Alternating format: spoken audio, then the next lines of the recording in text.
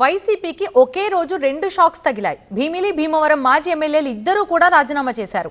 ఇక్కడితోనే ఆగలేదు. High command target గా serious comments కూడా చేశారు. ప్రజా ఉద్యమాలతో కూటమి సర్కార్ను ఇరుకున పెట్టాలనుకున్న వైసీపీకి ఇదే సమయంలో రాజీనామాల సెగ తగలటం ఆసక్తికరంగా మారింది. ఓటమి తర్వాత అంటనట్టున్న మాజీ మంత్రి అవంతి శ్రీనివాస్ జగన్ పార్టీతో పూర్తిగా డిస్కనెక్ట్ అయ్యారు. వ్యక్తిగత కారణాలతో ప్రత్యక్ష రాజకీయాలకు దూరంగా ఉండాలని నిర్ణయించుకున్నా అంటూ రాజీనామా పత్రం రాసి పార్టీ కేంద్ర కార్యాలయంతో పాటు ఉత్తరాంధ్ర ఇన్ఛార్జ్ విజయసాయిరెడ్డి, జిల్లా ఇన్ఛార్జ్ గుడివాడ అమర్నాథ్కి కాపీలు పంపారు అవంతి శ్రీనివాస్. ప్రజలు కూటమి సర్కారుకి 5 ఏళ్ల మ్యాండేట్ ఇస్తే 6 నెలలు గడవక ముందే వెంటపడ్డమేంటి, ఆందోళన పేరుతో హడావిడి చేయడం ఎందుకు అంటూ వైసీపీ అధిష్టానానికి గుచ్చుకునేలా చురకలంటించారు కూడా. ఏ పార్టీ అయినా ప్రజాస్వామ్యబద్ధంగా ఉండాలి, కానీ ప్రజాస్వామ్యబద్ధంగా లేకుండా నిర్ణయాలను ఏకపక్షంగా తీసుకుని వాటిని మీరు అమలు చేయండి అని చెప్పడం కరెక్ట్ కాదు.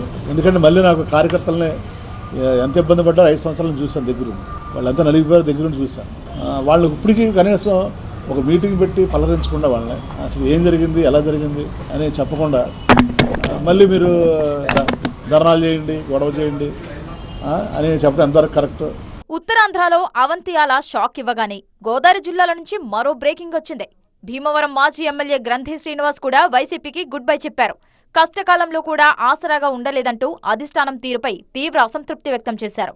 యుద్ధం చెయ్యాలి, అధికారంలోకి రావాలి అనే యావ తప్ప జగన్ దగ్గర మరొకటి లేదని, రాష్ట్రాన్ని 4 భాగాలుగా విభజించి నలుగురికి పెత్తనం అప్పగించారని తీవ్ర విమర్శలు చేశారు గ్రంథి. అదే గ్రంథి శ్రీనివాస్కి అన్యాయం జరిగింది అని ప్రజలందరూ చెప్పుకుంటున్నారని ప్రతి ఒళ్ళకి కూడా నాకు చెప్పడం విన్నాను.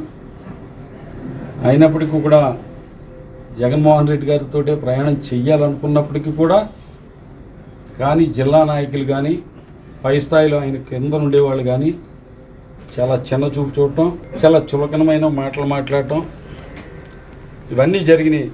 పార్టీ నాయకుల కష్టాన్ని పట్టించుకోకుండా ఏకపక్ష నిర్ణయాలు తీసుకుంటారని అధినేతపై విరుచుకుపడ్డారు గ్రంథి అండ్ అవంతి. జగన్ వైఖరి వల్లే తాము ఓటమి పాలయ్యామన్న కామన్ పాయింట్ అయితే ఇద్దరి దగ్గర కనిపించింది.